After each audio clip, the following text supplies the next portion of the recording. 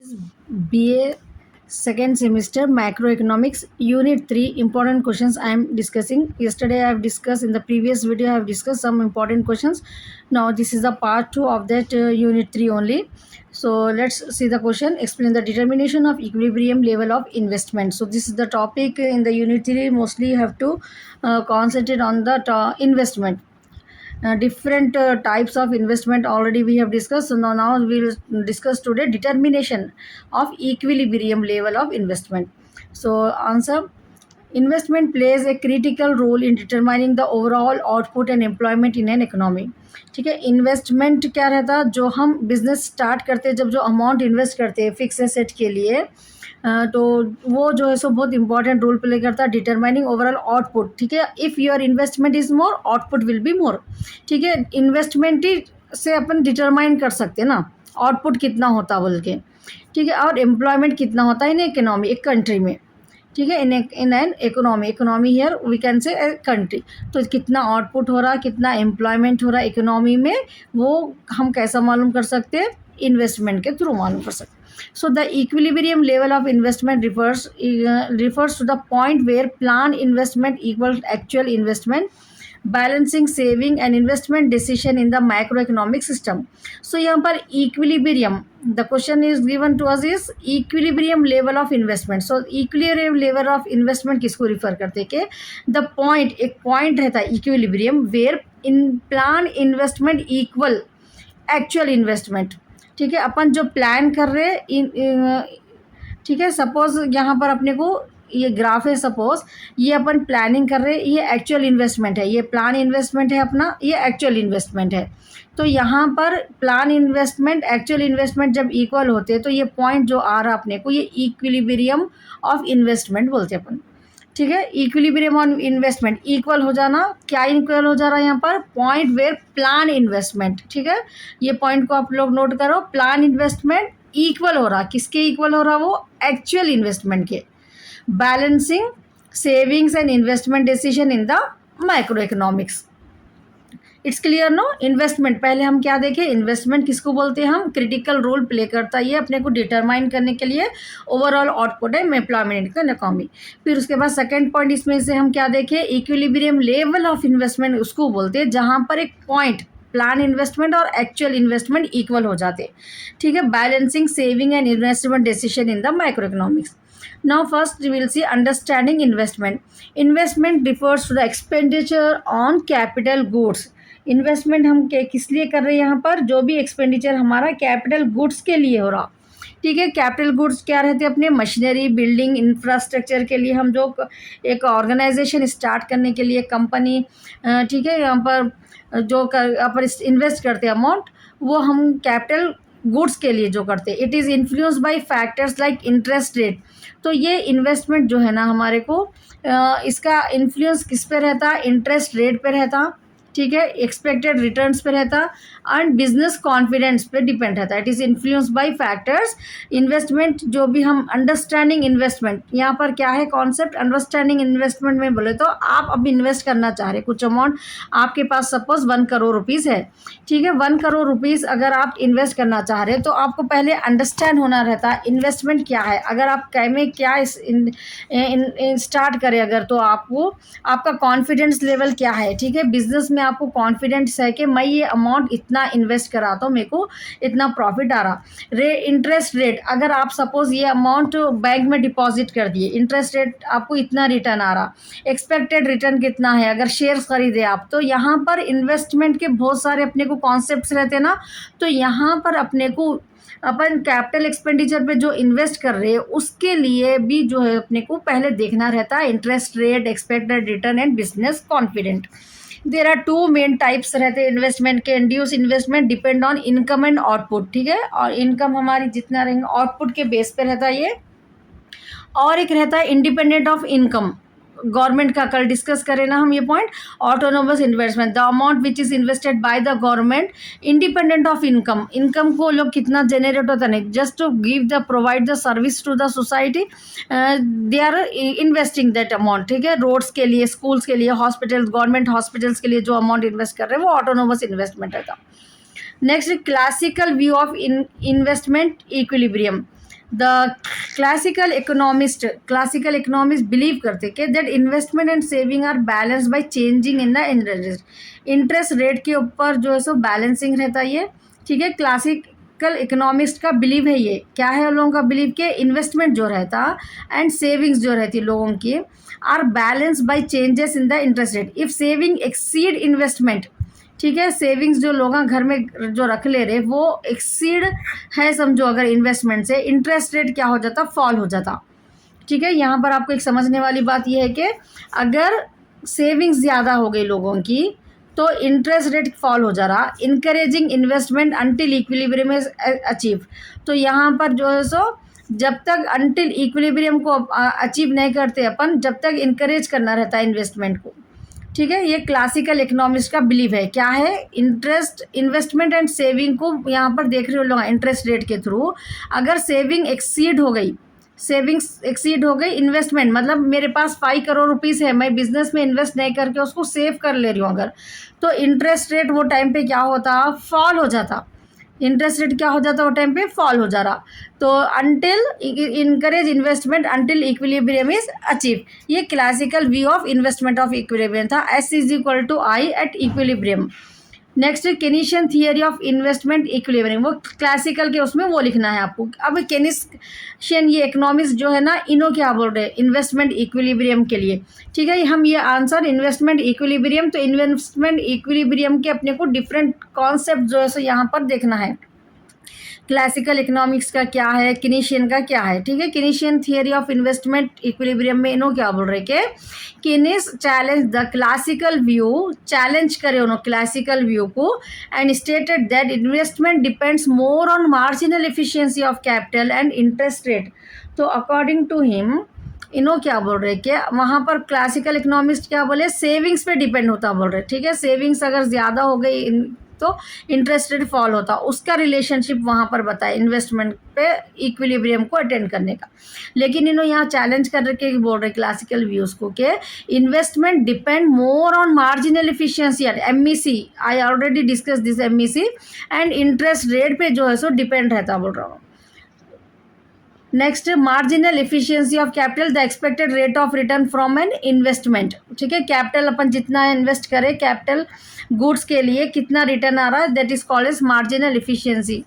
And rate of interest the cost of borrowing funds, अगर अपन कुछ इंटरेस्ट पे अगर अमाउंट ले रहे अपन बोरो कर रहे फंड को, तो उसका रेट कितना है, that is also will be plays a very important role. So equilibrium condition क्या है, according to him investment is at equilibrium when MEC is equal to our marginal efficiency of capital, marginal efficiency of capital is equal to R rate of interest के R पे रहना, मतलब equal रहना, जब उन्होंने बोल रहे कि equilibrium condition satisfied होता। अगर MEC greater than R रहा, marginal एफिशिएंसी ऑफ कैपिटल अगर ग्रेटर रहा, फर्म इन्वेस्ट मोर इन्वेस्ट कर सकते हैं, अगर लेस रहा तो फर्म रेड्यूस इन्वेस्टमेंट। ये अकॉर्डिंग टू केनिस, ये इकोनॉमिक्स के पॉइंट ऑफ व्यू है कि इन्वेस्टमेंट इक्विलिब्रियम कैसा रहता। Next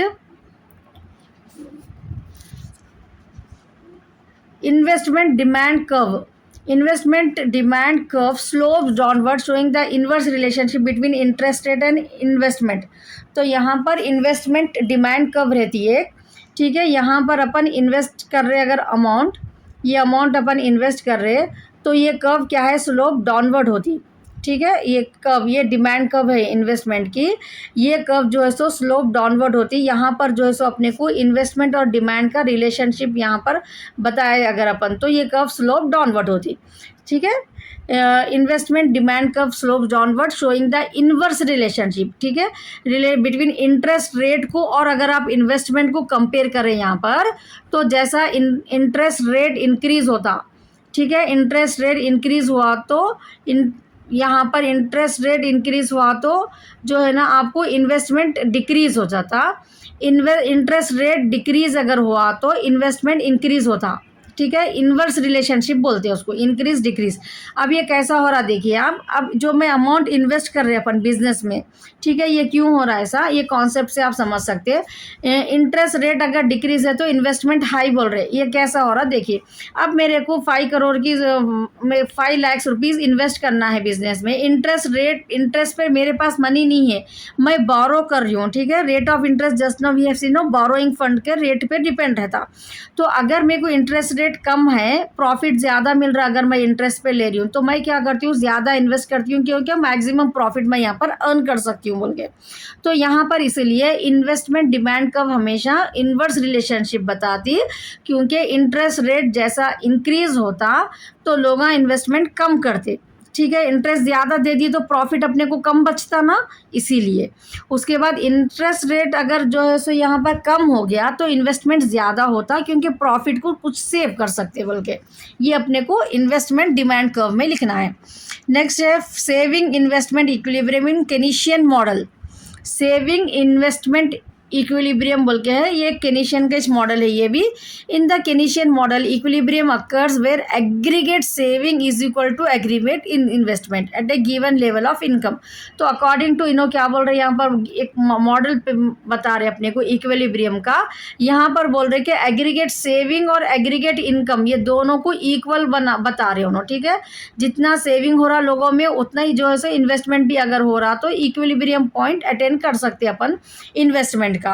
graphically the saving curve and the investment curve intersect होती है, अभी बताई ना मैं आपको, इंटरसेक्ट होती है एक पॉइंट पे ग्राफिकली। ये सपोज इन्वेस्टमेंट है, ये जो है सो यहाँ पर सेविंग है, ये सेविंग है, ये इन्वेस्टमेंट है, ठीक है। ये दोनों आगे यहाँ पर इंटरसेक्ट होते हैं, ये है the saving curve and investment curve. Saving curve ये एक सेविंग कर्व है, ये इन्वेस्टमेंट कर्व, दोनों यहाँ पर इंटरसेक्ट हो रहे हैं एट द इक्विलिब्रियम। ये पॉइंट को इक्विलिब्रियम पॉइंट बोलते हैं। ये भी एक केनीशियन का मॉडल में उन्होंने अपने को इन्वेस्टमेंट के पॉइंट ऑफ व्यू बताया कि इन्वेस्टमेंट सेविंग कब इक्विलिब्रियम पॉइंट पे आता। Role of income, income adjust to bring savings and investment into equilibrium, not interested as classical belief. तो यहाँ पर classical role of income, income के ऊपर डिपेंड रहता, इंटरेस्ट का रेट इफेक्ट नहीं होता बोल रहे। क्लासिकल भी यही बिलीव करते थे उन लोग कि इंटरेस्ट के रेट को कुछ भी नहीं रहता, income adjust to bring savings अगर है लोगों का नहीं तो इन्वेस्ट कर देते वहाँ पर equilibrium. Only they will explain the relationship between the saving and the investment, not the interest. तो वो इस पॉइंट अपने को रोल ऑफ इनकम में भी वही लिखना है as the classical belief. Next diagram explanation, use a diagram showing investment I horizontal, ठीक है। हॉरिजेंटली अपने को यहाँ पर इन्वेस्टमेंट लेना है, यहाँ पर हॉरिजेंटली इन्वेस्टमेंट लेना है एंड वर्टिकली जो है सो अपने को यहाँ पर एक सेविंग की पॉइंट लेना है। तो ग्राफिकली अपन बताया तो यहाँ पर जो पॉइंट इंटरसेक्ट होता ये इक्विलिब्रियम रहता, ठीक है। ग्राफिकली हम ऐसा रिप्रेजेंट कर सकते हैं। इंपॉर्टेंस क्या है इन्वेस्टमेंट इक्विलिब्रियम के, ये सब अपन जो अभी तक देखे इन्वेस्टमेंट इक्विलिब्रियम के 7 पॉइंट्स हम जो देखे, उसका इंपॉर्टेंस ये है कि मेंटेन माइक्रो इकोनॉमिक्स स्टेबिलिटी रहती है अपने को इकोनॉमी में, determines income and employment level को हम डिटरमाइन कर सकते हैं, ठीक है। की tool in physical monetary policy के लिए भी ये बहुत इंपॉर्टेंट रहता। Now at last conclusion, if you write the conclusion you can score very good marks, so don't forget to write the conclusion. You can write it by your own also. If you didn't learn the same points, whatever the points we have discussed, know what you have understand in your own terms, you have to write into the conclusion, but don't forget to write it. You will get the full marks if you write the answer in a very, whatever the presentation you have, some marks will be deducted, no, but if you write the conclusion you can score very good marks. As per my experience I am suggesting you. So equilibrium level of investment is essential है ये for the sustainable economic growth के लिए। Keynes highlighted that expectation and confidence, ठीक है, confidence and अपने expectation अपन कितना return करें investment along with interest rate जो है सो इफेक्ट पड़ता शेप इन्वेस्टमेंट डिसीजन के लिए, ठीक है। ये केनीशियन बोल रहे हो। दस इन्वेस्टमेंट इक्विलिब्रियम इज डायनामिक है, ये फिक्स नहीं है, ये डायनामिक रहता, चेंज होता रहता according to savings like that. It is static में सेम रहता, dynamic means according to the situation it में चेंज, मतलब रेट के हिसाब से, इंटरेस्ट रेट के हिसाब से, सेविंग के हिसाब से जो चेंजेस आते हैं उसको तो इन्वेस्टमेंट इक्विलिब्रियम इज डायनामिक है, influence by various economic factors से उसके ऊपर इन्फ्लुएंस होता। It's clear no? Now next we have discuss new classical theory of interest.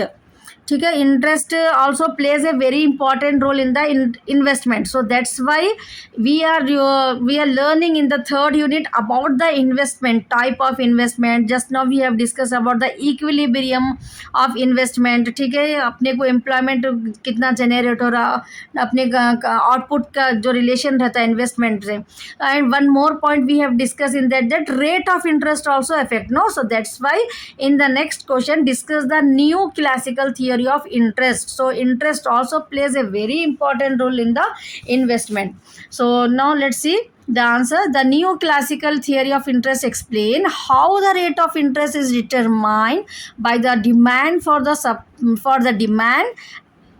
by the demand for and supply of capital.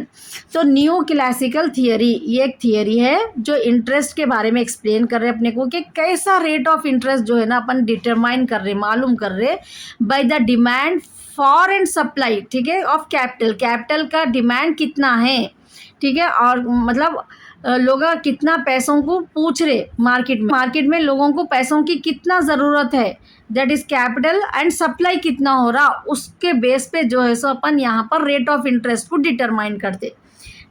Then it is based on the classical framework but incorporates marginal analysis and productivity of capital. It is based on the classical framework. जो ये new classical है लेकिन classical framework के base पे जिन लोग but incorporate marginal analysis, कुछ additional analysis और प्रोडक्टिविटी ऑफ कैपिटल को यहाँ पर पॉइंट किया गया new classical theory of interest में. Next definition, the interest rate is a price paid for the use of capital. Interest किसको बोलते हैं, जो भी बिजनेसमैन मार्केट में पैसों को ले रहे. ठीक है, so what we have seen the interest rate is the price paid for the use of capital. जो अमाउंट हम बिजनेस में कैपिटल को इन्वेस्ट करने के लिए हमारे पास नहीं है, वो अमाउंट हम किसी के पास से ले रहे, तो वहाँ पर अपने को जो इंटरेस्ट पेड करना रहता वो एक प्राइस ही है ना. So that's why the definition is the interest rate is the price paid for the use of capital. According to this theory it is determined by real factors, productivity and thrift से जो है सो हम इसको मालूम कर सकते हैं बोल के बोल रहे हैं इंटरेस्ट रेट को. Next, supply of capital, savings. Supply कैसा होता है कैपिटल का, ठीक है, अगर मेरे पास जो है सो मेरी इनकम अगर सपोज 5 लाख रुपीज़ है, सो ये 5 लाख में 1 लाख रुपीज़ मेरे को मंथली एक्सपेंडिचर है. 4 lakh rupees what I will do, savings जो है रहते वो मैं क्या करती हूँ, सप्लाई करती हूँ कैपिटल के लिए. ठीक है, बैंक में डिपॉजिट करते या कुछ शेयर्स खरीदते या कुछ करते. तो supply of capital is nothing but क्या रहता अपने को, सेविंग्स रहता. ठीक है ना, सप्लाई ऑफ कैपिटल क्या रहता अपने को, सेविंग्स रहता. The supply of capital comes from saving. Supply of capital कहाँ से आता है, एक्चुअली सेविंग से ही आता अपने को. ठीक है, the higher the interest rate the more people are willing to save. तो यहाँ पर अगर हायर रेट ऑफ इंटरेस्ट है, समझो अगर आप बैंक में डिपॉजिट करें आपके अमाउंट को, तो अगर आपको बैंक वाले हायर रेट ऑफ इंटरेस्ट दे रहे तो आप क्या करते, और अपने इन मनी से और मनी जनरेट करने के लिए हम सेविंग ज़्यादा करते. तो वही है यहाँ पर, the higher the interest rate the pure people are willing to save. Saving is positively related to the interest rate. Positively related रहता, मतलब इंटरेस्ट रेट ज़्यादा है तो सेविंग ज़्यादा होती. पॉजिटिव बोले तो direct relation, positive relation means direct relation को बोलते हैं. ठीक है, अगर इंटरेस्ट रेट ज़्यादा है सेविंग भी ज़्यादा होती. इंटरेस्ट का रेट कम है तो लोग सेविंग ना को अपने को इतना ही पैसे आ रहे ना कहीं को सेव करना, ऐसा माइंड में उनके आता. तो ये पॉजिटिव रिलेशन मीन्स अगर ज़्यादा इंटरेस्ट रेट मिल रहा तो ज़्यादा जो है सो लोग सेविंग करते. At low interest saving is less attractive रहता. तो सप्लाई ऑफ कैपिटल सेविंग में आपको ये पॉइंट लिखने का है. नेक्स्ट है अपने को डिमांड फॉर कैपिटल. अब कैपिटल का जो डिमांड है ये क्या के लिए रहता है, डिमांड ऑफ कैपिटल इन्वेस्टमेंट करने के लिए. ठीक है, now I am starting A business, मेरे को पैसों की ज़रूरत है तो मैं क्या करती हूँ, डिमांड करती हूँ कैपिटल के लिए. क्या के लिए, इन्वेस्टमेंट के लिए. समझ में आ रहा ना कॉन्सेप्ट। तो डिमांड अराइजेस फ्रॉम बिजनेसेस, कहाँ से आता डिमांड, कैपिटल की, पैसों की जरूरत किसको पड़ती, बिजनेसेस को पड़ती, wanting to invest in capital goods को खरीदने के लिए। Investment decision are based on the marginal productivity of capital, capital की मार्जिनल प्रोडक्टिविटी कितनी है, मतलब एडिशनल कैपिटल इंट्रोड्यूस करे तो एडिशनल कितना प्रॉफिट अपने को आ रहा, उसके ऊपर इन्वेस्टमेंट डिसीजन बेस्ड रहता। ठीक है, मार्जिनल मीन्स एडिशनल प्रोडक्टिविटी। अगर आपका ऑलरेडी एग्जिस्टिंग बिजनेस है, सपोज आपको जो है सो 10 लाख रुपीज प्रॉफिट आ रहा, ठीक है, 10 lakh rupees you are earning the profit. Now more अगर आप और इन्वेस्ट करें तो आपको मार्जिनल प्रोडक्टिविटी और प्रोडक्शन को बढ़ाए तो आपका कितना जो है सो मतलब कैपिटल इन्वेस्ट करें आप तो कितना प्रॉफिट आपका इंक्रीज हो रहा, ये इन्वेस्टमेंट डिसीजन इसके ऊपर बेस रहता। ठीक है, मार्जिनल प्रोडक्टिविटी ऑफ कैपिटल पे। फर्म इन्वेस्ट अंटिल, फर्म्स एक कंपनी जो है, एक ऑर्गेनाइजेशन जो है ना, फर्म्स जो रहते हैं, ये लोग क्या है इन्वेस्ट करते रहते अंटिल, जब तक marginal productivity of capital is equal to interest rate होता। ठीक है, जब तक वो लोग करते, अगर इंटरेस्ट रेट हायर हो गया, मार्जिनल प्रोडक्टिविटी जो है सो कम है, जो आरइस लोगों को इन्वेस्ट करे तो वहाँ पर उन लोगों को लॉस हो जाता। इसलिए फर्म सिर्फ कहाँ तक इन्वेस्ट कर सकती, जहाँ पर मार्जिनल प्रोडक्टिविटी ऑफ कैपिटल और इंटरेस्ट रेट इक्वल हो रहता। ठीक है, उससे ज़्यादा करे तो उन लोगों को नुकसान हो जाता वहाँ पर। Next, determination of interest rate. The equilibrium interest rate is determined at the point where the supply of saving equal to the demand of investment. Determination of interest rate किसको कैसा मालूम करते हैं, interest rate equilibrium interest rate is determined at the point supply. ठीक है, यहाँ पर एक कर्व में अपने देखेंगे कि यहाँ पर एक सप्लाई है ये, ठीक है, एक सप्लाई और यहाँ पर जो है सो डिमांड है, डिमांड, ये सप्लाई और डिमांड यहाँ पर जब इंटरसेक्ट होते इक्विलिब्रियम, ये पॉइंट पे रेट को, इंटरेस्ट रेट को फिक्स कर दे। ठीक है, यहाँ पर जो है सो इंटरेस्ट रेट को ये पॉइंट को देख के डिटरमाइन करते इंटरेस्ट रेट। ठीक है, द इक्विलिब्रियम इंटरेस्ट रेट, या जो भी पॉइंट से कट हुआ ना, is determined at the point, कहाँ पर, जहाँ पर where the supply of saving और demand of the investment equal रहता। Next graph upward sloping curve रहता इसमें, upward sloping curve, downward sloping curve.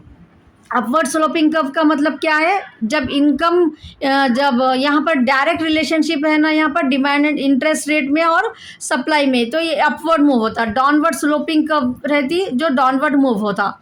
ठीक है, टू टाइप्स के अपने को यहाँ पर आते।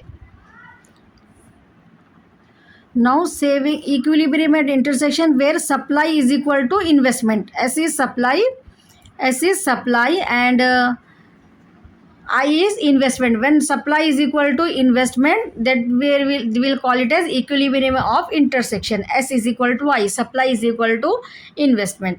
Now assumptions for this: perfect competition should be there in the capital market. Full employment should be there. No government intervention. Money is neutral. Focus on real factors only. These are the assumptions we have to do for this theory. Next criticisms, assume full employment which is unrealistic. अपन जो assume कर रहे हैं, अब यहाँ पर क्रिटिज्म्स क्या है इसके, फुल एम्प्लॉयमेंट को अज्यूम करो बोल रहे हैं यहाँ पर, लेकिन फुल एम्प्लॉयमेंट पॉसिबल नहीं रहती ना, अनरियलिस्टिक है वो, रियलिटी में फुल एम्प्लॉयमेंट नहीं रहता। Ignores liquidity preference, Keynesian view and over emphasis interest rate as the only determinant of. Next, modern new classical view. This is the 6.7 point modern new classical view. It incorporates time preference and intertemporal choices. Individual chooses between present and future consumption based on the interest rate. तो यहाँ पर according to modern new classical view, ये लोग जो है सो preference को और इंटरटेम्पोरल choice को बता रहे हैं। यहाँ पर इंडिविजुअल चूज करते हैं बिटवीन प्रेजेंट को और फ्यूचर कंजम्पशन पे, इंटरेस्ट रेट पे। Importance, explain the long run interest rate मालूम होता है इससे अपने को, यूजफुल है इन्वेस्टमेंट और पॉलिसी प्लानिंग के लिए। Emphasis, real factors affecting capital market. So new classical theory remains an important framework to understand interest rate determination को, interest rate को determine करने के लिए ये classical theory जो है important है अपने को, through real variables. However, in the short run, it is complemented by Keynesians and monetary theories for complete picture. Now, So next question we have, explain the Keynesian theory of interest. So in this theory, what according to Keynesian point of view, ठीक है, new classical theory में हम जो points देखे वो अलग थे. अब यहाँ पर अपने को केनीशियन के पॉइंट ऑफ व्यू इंटरेस्ट के बारे में, उन्होंने केनीशियन के व्यूज़ क्या है, ठीक है, ये अपने को जो है सो क्वेश्चन है. Explain the Keynesian theory of interest. Introduction. John Maynard Keynes in his revolutionary work the General theory of Employment, इनके एक बुक है, केनिस इकोनॉमिस्ट है ये, मैनर्ड केनिस, इनके एक बुक है जनरल थियरी ऑफ एम्प्लॉयमेंट. उसमें जो है सो उन्होंने इंट्रोड्यूस करे कि general theory of employment, interest and money, propose the liquidity preference theory of interest. He emphasize that interest is not a reward for saving but a reward for parting with liquidity. तो according to him, अब क्या बोल रहे हैं कि saving का जो हम रिवार्ड आ रहा है वो इंटरेस्ट बोल रहे हैं ना, उसको नहीं बोलते, सिर्फ उस पर डिपेंड नहीं रहता. ही एम्फेसाइज, ये पॉइंट को उन्होंने बोल रहे हैं कि interest is not a reward of saving but a reward for parting with liquidity. मतलब एज एंड फ्लो कैश जो अपने को मार्केट में अवेलेबल रह रहा, ठीक है, पार्टिंग द रिवार्ड है वो जो अपने को टाइम पे अपने को पैसे मिल रहे, ठीक है. तो इंटरेस्ट बोले तो खाली सेविंग को वहाँ पर उसका नहीं, लिक्विडिटी से भी वो रिलेशन है इंटरेस्ट का, बोल के उन्होंने एम्फेसाइज करे यहाँ पर. Now definition, the rate of interest is the reward for giving up liquidity or the ability to hold money. ठीक है, रेट ऑफ इंटरेस्ट क्या रहता है बोल रहे हो no, reward of giving for giving up the liquidity. मतलब market में क्या अपन घर में उठा के अमाउंट को पैसे अगर रख दिए तो लिक्विडिटी नहीं रहती वो, ठीक है, अमाउंट जो है सो ज़रूरतमंदों तक पहुंच रहा वो, ठीक है, तो उसको जो है सो हम लिक्विडिटी बोलते हैं. तो रेट ऑफ इंटरेस्ट वो है बोल रहे हो नो, जो रिवार्ड है लिक्विडिटी अपने को टाइम पे मिल रहा और ability to hold money. This is the definition given by Keynesian. Liquidity preference, people demand money for 3 motives. लोगों को पैसों की ज़रूरी, लिक्विडिटी बोले तो मनी जो मूव होता, ठीक है, मूवमेंट ऑफ मनी. आपको यहाँ पर ये कॉन्सेप्ट में liquidity means movement of money आप लोग याद रख लीजिए, ठीक है. तो प्रीफरेंस क्या के लिए रहता है, people demand money for 3 motives, 3 मकसद रहते कहते अकॉर्डिंग टू केनीशियन. इन्हों बोल रहे कि लोगों को पैसों का जो डिमांड है, तो पीपल डिमांड मनी, पैसों के लिए डिमांड करते, 3 मोटिव्स रहते, 3 मकसद रहते उसके. एक transaction motive for day to day expenses के लिए लोगों को पैसों की ज़रूरत रहती. एक precautionary motive for unexpected need, sudden कुछ ज़रूरत पड़ी हॉस्पिटल के लिए, ट्रीटमेंट के लिए, ऐसा कुछ प्रिकॉशनरी मोटिव एक रहता. और एक स्पेकुलेटिव मोटिव रहता लोगों को to take advantage of future changes in bond prices. तो फ्यूचर में स्पेकुलेटिव करते, अगर हम आज इन्वेस्ट करके रखें तो अपने को फ्यूचर में कुछ काम आते, पैसे बढ़ के आते बोल के स्पेकुलेशन करने को. ये 3 मकसद रहते जो मनी के लिए लोग डिमांड करते. Next, money supply. In Keynesian theory money supply is fix रहता बाय द सेंट्रल बैंक, ठीक है. यहाँ पर उन्होंने जब इंटरेस्ट रेट के बारे में यहाँ पर बता रहे तो उन्होंने अज्यूम कर रहे केनीशियन के मनी की जो सप्लाई रहती है, ठीक है, गवर्नमेंट जो सेंट्रल बैंक जो है ना इशू करते ना, notes and currencies will be issue bye the central bank. Central bank जो भी कंट्री का रहता है, आरबीआई अपने पास है, आरबीआई से जो अपने को करेंसी इशू होती है. तो क्या मनी सप्लाई आरबीआई रोज प्रिंट कर रहे, लोगों को बांटते जा रहे क्या पैसे, ऐसा नहीं हो रहा, because the money supply is fix रहता बाय द सेंट्रल गवर्नमेंट. तो ये केनीशियन मनी सप्लाई के बारे में यहाँ पर ये अजम्पशन कर रहे, जब उन्होंने थियरी के एक्सप्लेन कर रहे इंटरेस्ट रेट को, तो उन्होंने बोल रहे कि मनी सप्लाई फिक्स रहता by the central bank. Interest rate determination, interest rate is determined by the interaction between the demand, ठीक है. According to Keynesian theory of interest, उन्होंने बोल रहे कि इंटरेस्ट रेट को हम कैसा मालूम कर सकते कि interest rate is determined by the interaction between the demand का इंटरैक्शन, डिमांड कितना है मनी के लिए, liquidity preference and the supply of money, और मार्केट में मनी कितना हो रहा, ये 2 चीज़ों को कंसिडर करके हम रेट को फिक्स कर सकते बोल के अकॉर्डिंग टू केनीशियन है ये. Graphical explanation, downward sloping liquidity preference curve, vertical money supplies line, equilibrium when the two intersect. Same downward sloping भी होती है और वर्टिकल मनी सप्लाई लाइन रहती. एंड सब क्योंकि यहाँ पर अपन मनी को फिक्स रख दे रहे नो, ठीक है. अपन अभी तक जो देखे थे उसमें जो है सो sloping downward and sloping upward हो रहा था, लेकिन इनके उसमें खाली स्लोपिंग डाउनवर्ड हो रहा लिक्विडिटी जो है सो, लेकिन मनी सप्लाई फिक्स सेम रह रही, वर्टिकल रह रही, ठीक है. मनी सप्लाई को यहाँ पर फिक्स रख रहे हो दोनों। तो यहाँ पर जो पॉइंट आता है ये मनी सप्लाई है, ये मनी सप्लाई है, ठीक है। यहाँ पर ये कब है, सपोज ये ड्रॉ ये कर रहे हैं, पर ये मनी सप्लाई फिक्स है।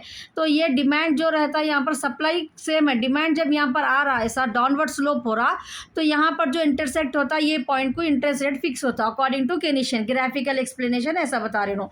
तो इक्विलिब्रियम कहाँ पर होता, जहाँ पर ये 2 पॉइंट्स इंटरसेक्ट होते।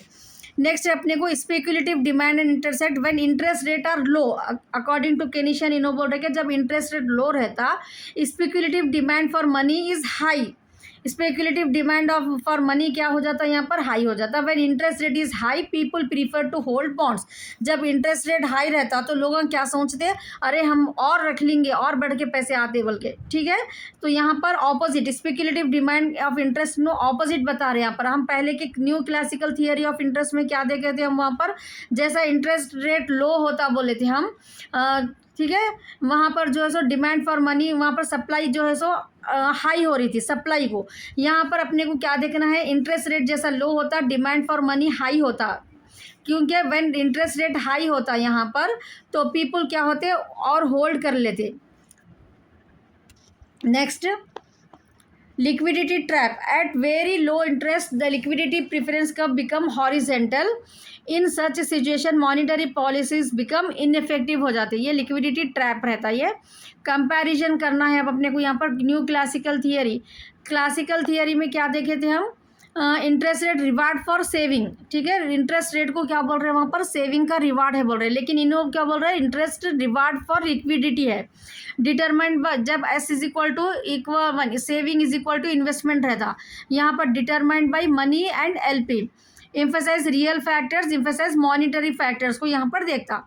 Next implication help explain why investment may not increase even when more savings, यहाँ पर इन्वेस्टमेंट कभी कभी मोर सेविंग्स भी तो इन्वेस्टमेंट क्यों जो है सो इंक्रीज नहीं हो रहा, ये अपने को यहाँ पर एक्सप्लेन कर रहे हैं। Support the role of monetary policy, कैसा इंटरेस्ट रेट को मैनेज करते हैं मॉनिटरी पॉलिसीज, ये अपने देख रहे हैं यहाँ पर। Explain the inefficiencies in the economy during depressions, depressions के टाइम पे जो है सो इनएफिशिएंसी हो जाती है इकोनॉमी में, ये अपने को एक्सप्लेन हो रहा है according to Keynesian theory of interest.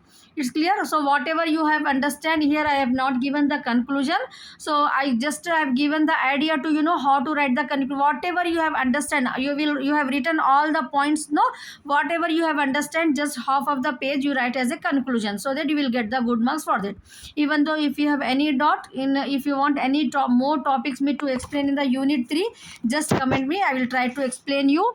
And if you didn't subscribe to my channel, subscribe it. Next videos I am going to start with the unit 4, so don't forget to watch it.